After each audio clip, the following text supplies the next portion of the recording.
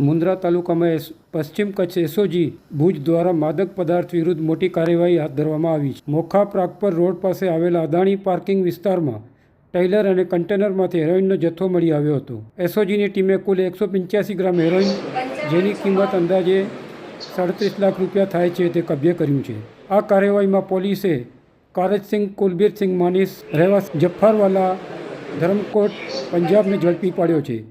પોલીસે હેરોઇન ઉપરાંત 2 mobile phone, digital વજન કાંટો, રોકડા 1,59,105 રૂપિયા, એક ટેલર અને એક કન્ટેનર સહિત કુલ 1,58,79,305 રૂપિયાનો મુદ્દામાલ કબજે કર્યો છે. એસઓજી પશ્ચિમ કચ્છ ભુજના પોલીસ ઇન્સ્પેક્ટર એડી પરમાર, પીએસઆઈ ટીબી રબારી સહિતની ટીમે આ કાર્યવાહી હાથ ધરી હતી.